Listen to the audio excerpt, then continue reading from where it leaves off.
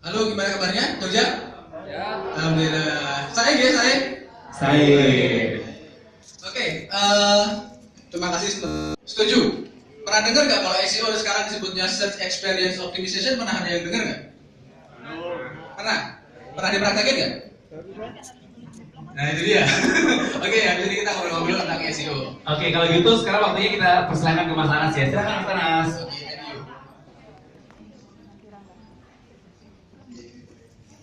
Oke, mungkin teman-teman biasa pakai search engine juga ya, semuanya di sini ya. Ada nggak yang pakai selain Google di sini? Ada yang Yahoo, Bing, Naverin? Nggak ada. Berarti semuanya setuju bahwa kalau kita sering lihat kan ya? Sering klik nggak? Nggak pernah klik? Nggak pernah klik iklannya sama sekali? Kalau misalnya iPhone 6 diskon 70%, ngeklik nggak? Enggak juga. Kenapa? Ngapusi gitu ya. Terus kata ngapusi gue. Kalau 70% diskonnya. Enggak penting ya. Tapi biasanya yang iklan-iklan kayak gini fungsinya lebih ke promosi-promosi, ya kan? Matahari Mall juga penuh dengan promosi dan biayanya juga muncul-muncul juga. Nah, kalau kita bicara SEO, kita ngobrolin yang di bawahnya, yang nggak ada tulisannya iklan, nggak ada tulisannya ads, ya kan? Dan itu yang selalu dicari oleh teman-teman, betul nggak?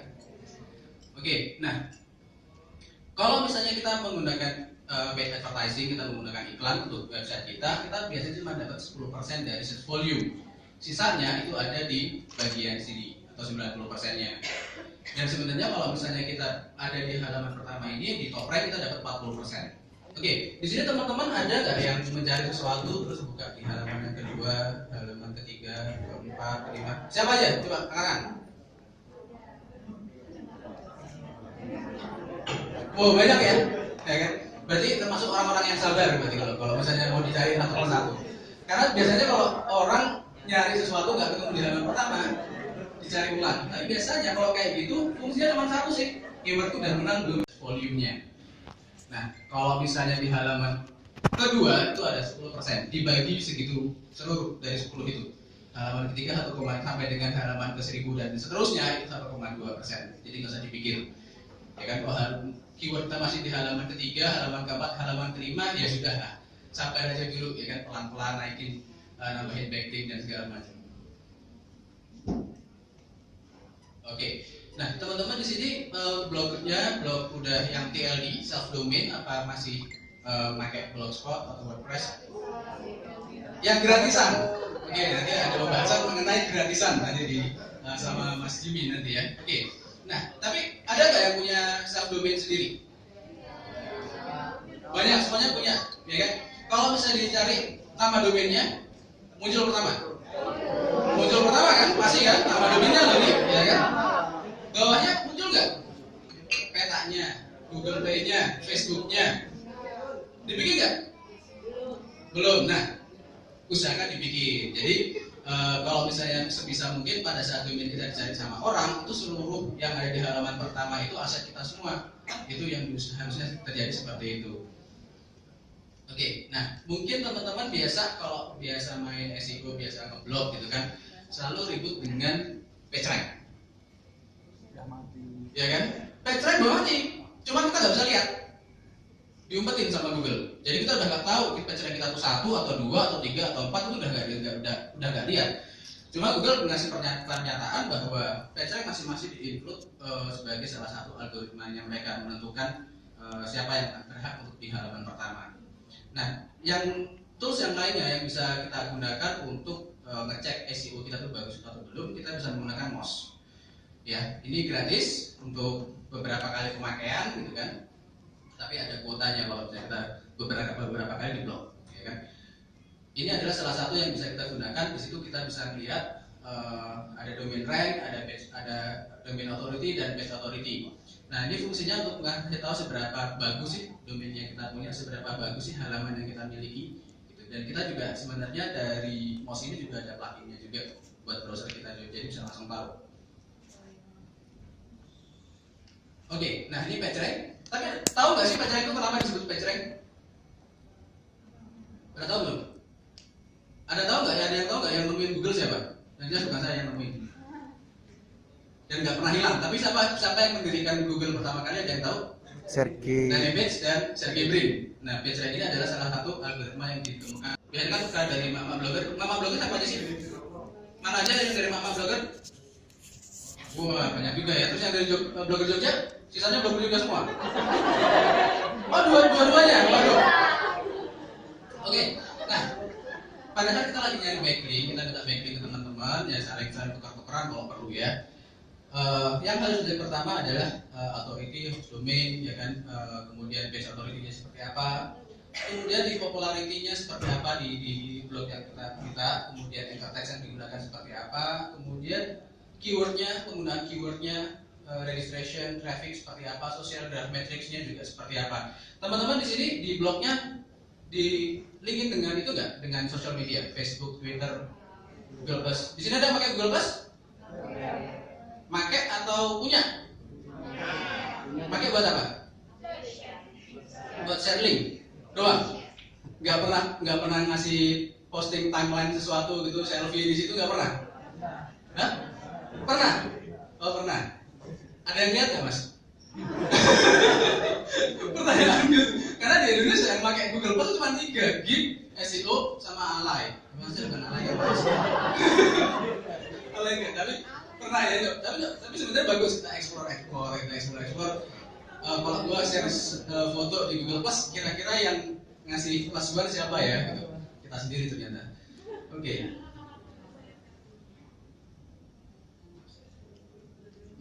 Oke, mungkin teman-teman pernah melihat ini yang disebut sebagai SEO piramid dari Moz. Kalau kita mulai membuat sebuah website, terutama yang bukan yang gratisan ya, yang benar-benar self-hosted dan self-domain, yang pertama kali harus kita fokuskan adalah bagian paling bawah ini, ya kan? Jadi buat aksesibilitasnya seperti apa? Lama nggak diaksesnya? Jangan sampai diklik gitu kan, belum nggak keluar-keluar gitu kan? Karena apa? Terlalu banyak hiasan-hiasan yang dipakai di situ. Mungkin kursornya jadi bintang-bintang gitu kan, begitu orang datang keluar lagu dangdut gitu kan, apalagi itu ada videonya gitu. Kalau videonya dari itu nggak apa, kalau keluar lagu dangdut itu loh yang lama gitu kan. Nah kayak gitu biasanya akan membuat si Googlebot malah justru lebih lama untuk loading, dan user juga gitu kan, apalagi kalau misalnya dia nggak dapat 4G, nggak dapat H+, ya kan. Dia ngeklik sekarang, bikin kopi dulu, bikin pisang goreng dulu, kita balik, oh baru kebuka setengah, keluar dulu gitu kan, jogging dulu, balik baru kebuka. Nah kalau kayak gitu, itu bukan cuma user aja yang jengkel sebenarnya, Google juga jengkel. Mungkin kalau teman-teman pernah ya sering-sering following SEO gitu ya, ada fitur baru dari Google yang disebut AMP, Accelerated Mobile Page. Itu fungsinya untuk yang kurang cepat internetnya. Kalau misalnya kita menggunakan AMP, dia akan lebih diprioritaskan oleh Google. Kenapa? Karena Google juga berusaha untuk memberikan experience yang terbaik buat usernya. Jadi kalau misalnya website kita lama, ya kan, apalagi karena kira-kira cuma lagu dangdut gitu kan, ya itu nantinya akan membuat Google akan berpikir, wah ini kelamaan nih. Orang kalau buka informasi dari website ini lama banget. Bener nggak? Yang paling biasanya muncul di pertama pasti kalau misalnya kita nyari sesuatu, yang sering muncul di top rank, nyari apa aja pasti dia muncul, nyari apa aja pasti dia ada. Wikipedia, bener nggak? Nah kalau kita buka Wikipedia, ada nggak kursor-kursor yang bentuknya bintang-bintang gitu, ada musik-musiknya, nggak pernah ada kan? Ya, karena mereka lebih fokus ke teksnya aja. Kemudian keyword research-nya di sini lebih fokus ke bagaimana kita sebenarnya cari tahu apa sih yang dicari sama user, ya kan? Pada saat user itu mencari sesuatu, dia sebenarnya mengharapkan jawaban seperti apa, ya kan? Kalau teman-teman follow di November kemarin, Google barusan mengeluarkan yang disebut sebagai Brain Rank. Itu algoritma terbaru yang fungsinya adalah apakah website ini bisa memberikan solusi untuk query atau keyword yang dimasukin pada saat mencari sesuatu. Jadi misalnya orang ngetikin kata sakit kepala, yang keluar apa kira-kira harusnya? Obat sakit kepala. Kalau misalnya orang mengetikkan kata kunci, katakanlah cardigan misalnya, cardigan wall. Nah kira-kira apa konten yang seharusnya ada di dalam situ? segala sesuatu yang berhubungan dengan Kartiga. Nah, kemudian setelah itu kita mulai menggunakan link building atau kita mulai mempromosikan website kita ya, sharing ke Google Plus, sharing ke Facebook, ya kan? Jangan sampai Facebook isinya cuma selfie doang, gitu kan? Nah, yang lain adalah sosial media juga harus kita gunakan. Nah, kalau teman-teman blogger di sini setiap hari berapa posting kalau boleh tahu? 5. Satu hari satu posting. 10. Satu posting 1 bulan.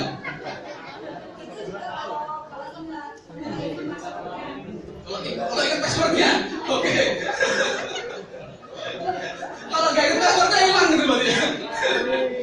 Bikin meneh, ya wis. Gitu. Tapi dia gini, kalau misalnya memang yang paling bagus kalau kita blogging itu 1 hari 1 posting, ya kan? Kalau misalnya agak super gitu kan 3 kali sehari, ya kan? Setelah makan dan sebelum tidur kalau bisa. Tapi jangan pernah kita berusaha untuk copy paste, ya kan? Karena kita capek bikin tulisan, kita kan malas nulis tapi harus posting, ya kan? Kita nyari di Google ada yang bagus, diambil, di paste. Ya, itu nggak boleh. Ya kan? Lebih parah lagi kalau misalnya ngambil artikel bahasa Inggris, di translate ke Google Translate, dipasang di blog kita, ya kan? Bukan kubrah, mumet Mbak. Bacanya mumet asli. Coba aja. Kita aja yang mungkin masang juga pasti mumet. Nah, tapi sebenarnya gini, kenapa kok kita nggak boleh copy paste dan kenapa kok aksesibilitas dari buat harus bagus? Karena pada saat Google datang ke sebuah website, dia tuh juga ada jamnya. Oh, artikel ini jamnya di sekian, ya kan? Kalau misalnya tiba-tiba ada yang copy paste, Google akan ngecek. Ini bener nggak ya kok ada 2 artikel yang sama kok muncul di 2 website yang berbeda gitu. Mana yang lebih dulu? Oh, ternyata yang si A, yang si B itu copy, berarti yang si B dibuang.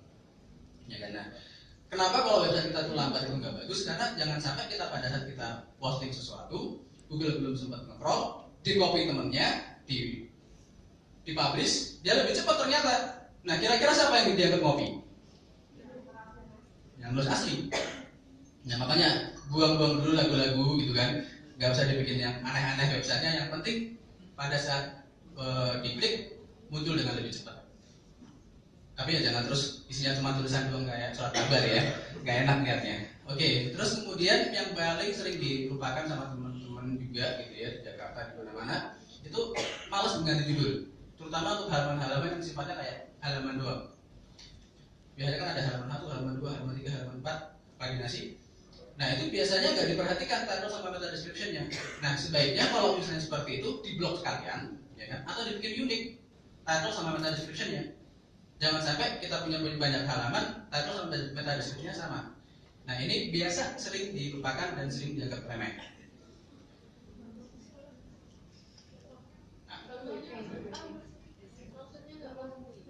Oke, balik lagi. Jadi kalau misalnya kita di blog terutama WordPress itu kan ada kategori.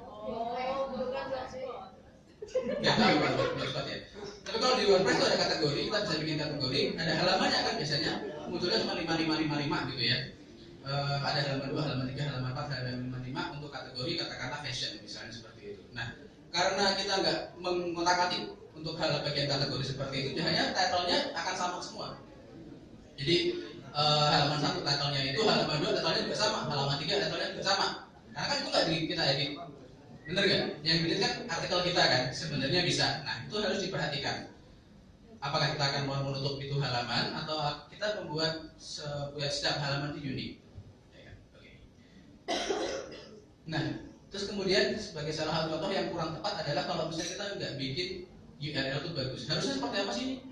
Kalau boleh tahu, kira-kira teman-teman punya ide? Harusnya halamannya seperti apa nih? Ada yang bisa? URL-nya harusnya seperti apa? Basement Oakley ya, kecuali kalau misalnya ada orang yang mau nyari 8AM, 26BT sebagai segala macam ya mungkin pakai ini. Tapi karena kalau user itu menggunakan apa yang dicari ya jelas seperti ini, benar kan? Oke. Nah, terus yang selain itu biasanya kalau misalnya kita, apalagi kalau kita sering ngedesain gitu ya, kita nggak membuang CSS-nya. Itu banyak sekali broken link yang kita nggak tahu, ya kan? Itu juga harus dicek jangan sampai banyak broken link. Atau mungkin kita posting sesuatu, terus ini kayaknya udah nggak ngetren nih. Atau mungkin, waduh, posting udah mau penuh, yang lama-lama buangin misalnya, gitu. Jangan sih ya, dihapus gitu aja. balasnya apa? Banyak sekali halaman-halaman yang broken. Ya kan, bukan cuma broken heart tapi juga broken link. Nah itu nggak bagus. Kalau misalnya bisa halaman-halaman yang menghilang itu satu mungkin di redirect, kedua ya dihidupin lagi aja. Ya kan, kalau misalnya isinya curhat ya udah biarin aja curhat ke masa lalu ya kan. Yang penting udah bisa move on ya kan, benar nggak? Oke, nah yang paling yang sering dilupain juga adalah XML sitemap. Nah ini teman-teman juga kalau menggunakan WordPress ada plugin yang bikin sitemap XML. Tapi in case nggak bisa bikin sitemap XML, kita juga bisa menggunakan feed untuk pengganti ini atau atom dari RSS. Jadi fungsinya adalah untuk membantu si Google sebenarnya apa aja yang harus dicek lihat dari website kita. Nah, kemudian title harusnya diusahakan untuk sesuai dengan apa yang ingin kita optimize. Yaitu paling nggak harus ada satu kata yang akan kita optimize, itu harus ada di title. Dan setidaknya kalau bisa ada 2 di meta description. Tapi jangan sampai title semuanya sepatu pria 65 karakter sepatu pria semua gitu kan. Meta description juga sama, sepatu pria diulang-ulang terus, itu juga nggak boleh. Oke. Nah, jumlah karakternya berapa? Nah, menurut Google ada 66 ya kan, tapi kita bisa fokus kurang dari 65 karakter. Kemudian meta description kurang dari 156 karakter dan URL kurang dari 65 karakter. Ya. Kenapa kita harus menggunakan seperti ini? Karena kalau misalnya terlalu panjang oleh Google potong. Dan usahakan kata kunci yang akan kita optimize itu masih di antara karakter ini. Jangan kebablasan. Jangan paling belakang, tapi lebih ke depan. Nah, ini kan ada di bagian depan. Jadi jangan sampai ada di paling belakang. Baik lagi, oke. Silakan.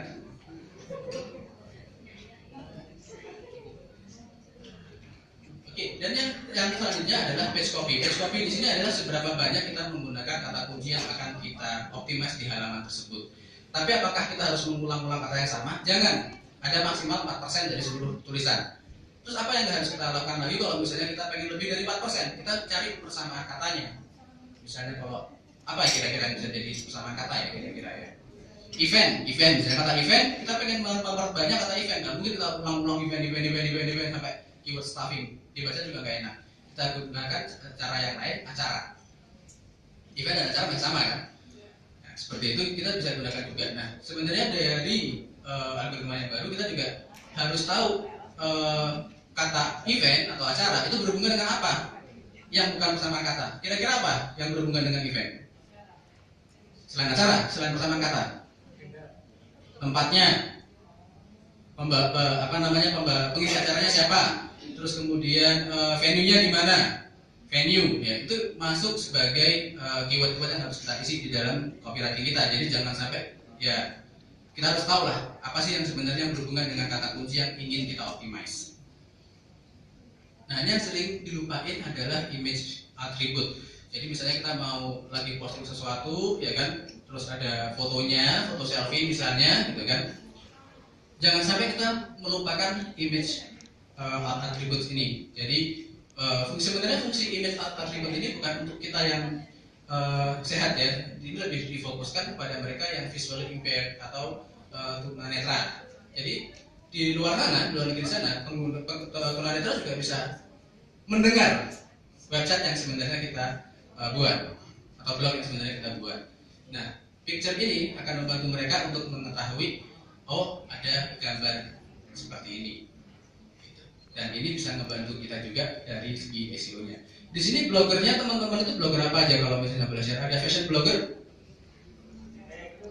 otomotif, Campuran, atau blognya curhat semua nih? Blog curhat, blog galau gitu ya.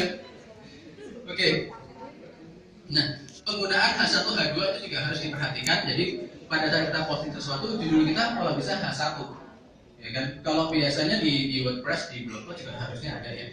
Itu kita bisa setting untuk judul H1, ya kan. Kemudian kedua adalah H2, ketiga H4 dan seterusnya. Jadi jangan sampai kebalik.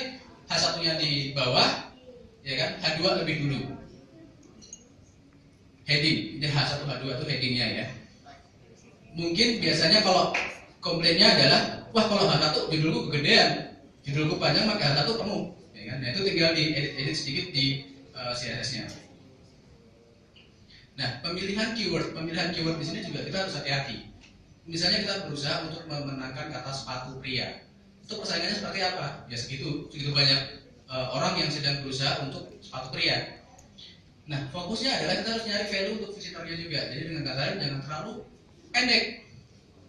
Sepatu pria bahan kulit misalnya seperti itu, ya kan, itu jauh lebih simpel untuk dimenangkan daripada kita fokus ke kata kunci yang berat-berat, ya kan. Kemudian kita nyari competition level yang nggak terlalu tinggi.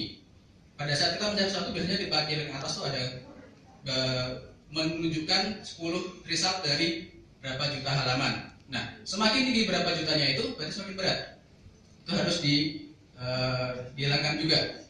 Kita nyari yang komposisinya lebih rendah. Kemudian search volume. Nah, search volume di sini seberapa banyak yang nyari. Jangan wah aku pengen cepat menang, kan sepatu pria bahan kulit warna hitam di Jogja. Kira-kira menangnya cepat nggak? Cepat. 5 menit jadi. Yang nyari siapa? Kita tok. Yang nyari ya cuma kita tok, yang menang cepat. Tapi nggak ada yang nyari. Buat apa? Karena nggak ada search volume-nya. Value-nya ada ya, ada. Bapak ada yang nyari kata kunci itu kebetulan gitu kan. Nah itu kita harus milih-milih yang bagusnya seperti apa. Nah ini yang disebut sebagai long tail keyword demand. Jadi dengan kata lain, kalau misalnya kita punya keyword itu terlalu pendek, persaingannya tinggi. Nah kalau misalnya kita mau jualan sesuatu dengan persaingan tinggi, kita udah ngos-ngosan, ya belum tentu orangnya beli. Kenapa? Orang nyari sepatu pria belum jelas. Sepatu pria yang dicari seperti apa? Sepatu casual, ya kan? Sepatu resmi, pantofel, atau sepatu boot. Banyak kali kan. Nah kita harus fokus juga ke long tail, dan sebenarnya long tail itu ngasih kontribusi 70% visitor ke website kita. Kalau misalnya kita punya data dari Google Analytics bisa kita cek, ya kan, sebenarnya 70% traffic yang datang ke tempat kita itu sebenarnya long tail. Nah kita harus fokusnya ke sini. Karena apa? Konversinya juga lebih bagus karena sudah spesifik. Di sini biasa yang sering belanja online siapa? Banyak? Kira-kira nyarinya apa biasanya? Langsung Matahari Mall. Nah ya itu apa? Saya tak tahu kan gue. Nyarinya apa?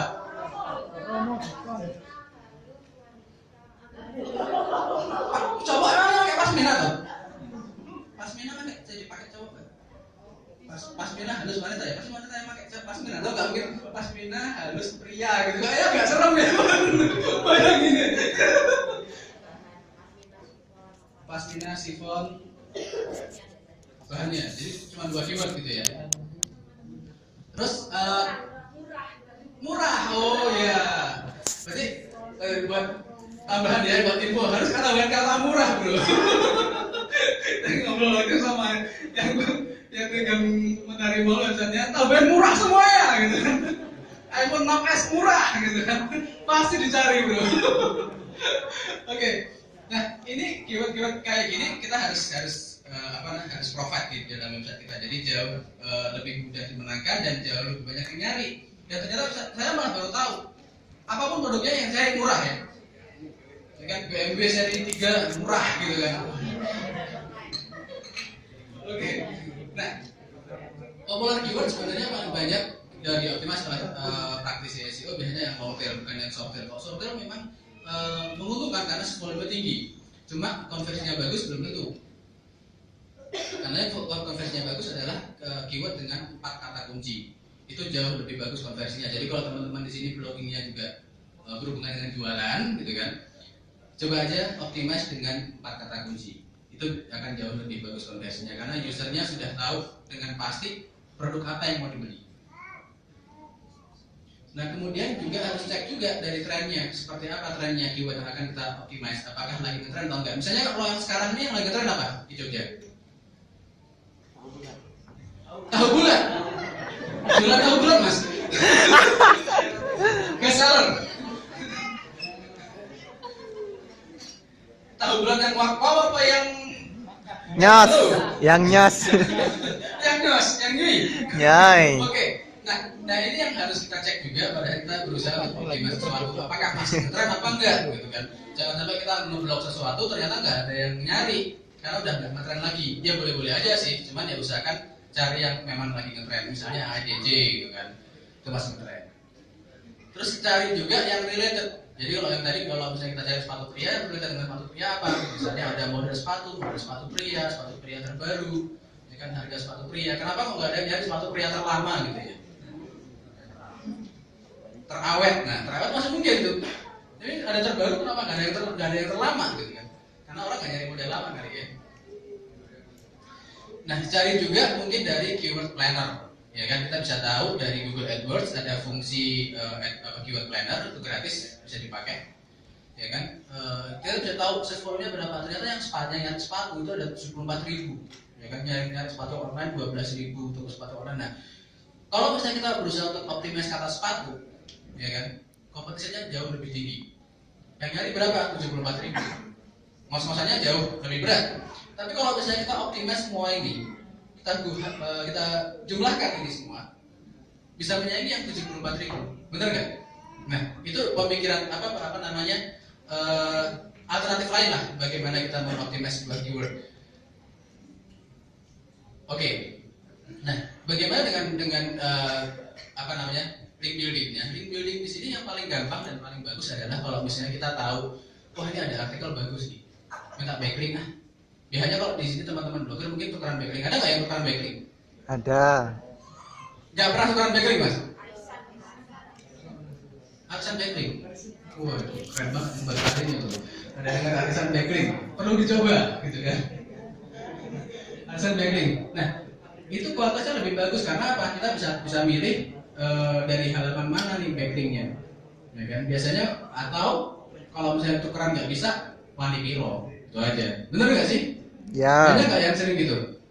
Ada yang sering jualan backlink nggak di sini? Jualan pastilah, nggak mungkin nggak. Nah, itu yang harus kita kita usahakan. Di sini jelas scalability-nya agak-agak rendah atau bisa dibilang sangat susah sekali, kecuali kalau ya Wanipiro-nya itu ada, ya kan? Tapi kualitinya akan jauh lebih bagus. Nah, sebagai contoh seperti ini.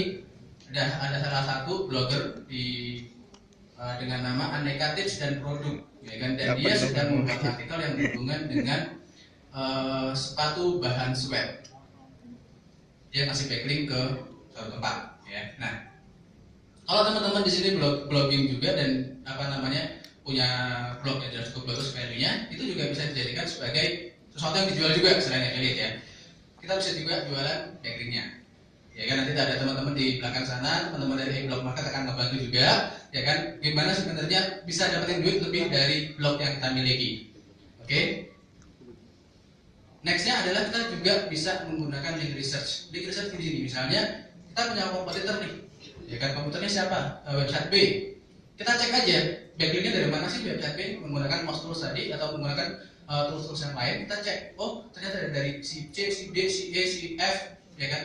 Coba hubungin mereka untuk minta backlink juga, ya kan? Apakah itu mungkin ya? Ada kemungkinan jauh lebih mungkin mereka akan kasih juga.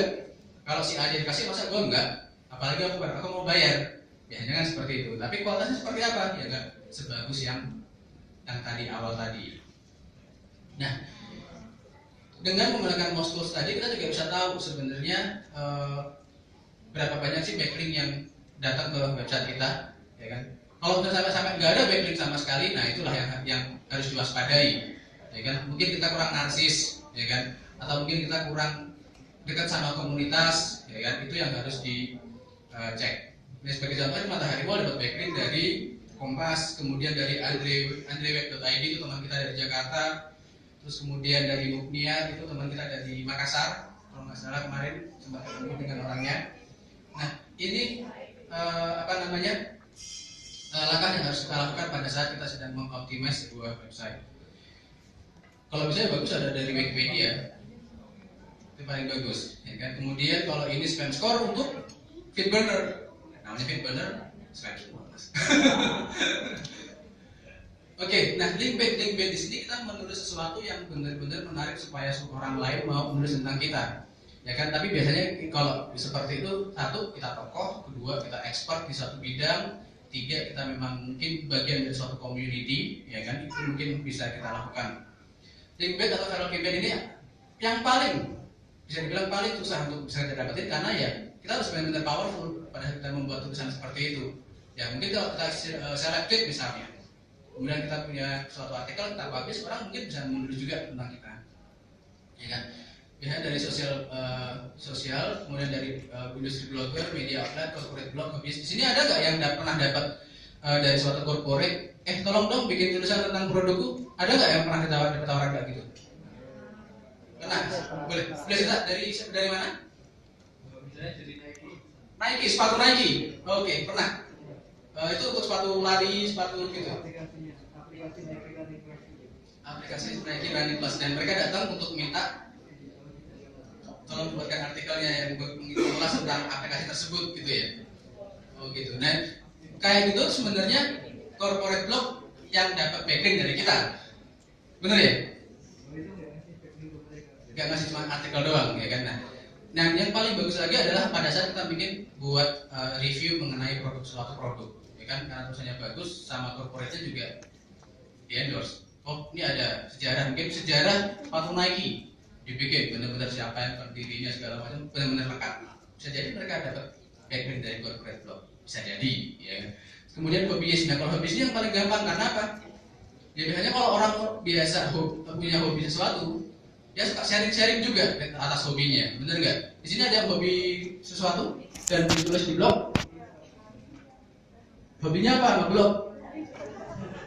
Tulisnya di mana? Di blog. Bingung tuh. Ada nggak yang blognya tentang hobi? Ada. Apa mas? Motor. Motor. Wah. Motor apa mas? Ya tentang motor, tentang seputar otomotif. Iya motor otomotif. Motor apa mas? Motor trail, motor GP. Oh, itu seputar motor fiction. Seputar motor fiction. Motor fiction. Nah, udah dihubungin sama fiction belum? Yamaha. Yamaha ya. Udah dihubungin sama Yamaha belum? Untuk saat ini belum. Untuk saat ini belum ya. Ntar kapan-kapan dicariin lah ya mas ya. Fungsinya apa? Kalau misalnya dengan kita punya hobi seperti itu, biasanya dari corporate juga akan memberikan suatu apa ya, kayak backlink lah. Salah satu brand yang pernah berbagi backlink dengan blogger itu adalah Sunsilk. Sunsilk dia punya microsite sendiri namanya Hermation.me dan dia ngasih backlink untuk blogger-blogger, tapi tentunya fashion blogger karena Hermation.me itu lebih fokus ke fashion. Nah, balik lagi ke piramid yang tadi, ya kan, sebelum kita narsis di sosial media, sebelum kita berbagi tukar-tukaran backlink yang jadi seperti itu ya, kita harus fokus di sini terlebih dahulu. Jadi buat aksesnya harus bagus dulu, ya kan, kemudian keywordnya kita juga harus bagus, baru kita mikirin yang ininya. Jadi jangan kebalik, ya kan, kita udah bagiin backlink kemana, minta backlink kemana-mana, kita sharing ke sosial media kita semua, begitu orang ngeklik, jebret, dibuka nggak kebuka, putih stop. Ya kan, itu satu kita lewati, ya kan, benar ya? Udah dibagi-bagi tapi ternyata nggak kebuka. Yang kedua dari SEO juga kurang bagus. Oke, sampai sini mungkin ada yang mau nanya-nanya.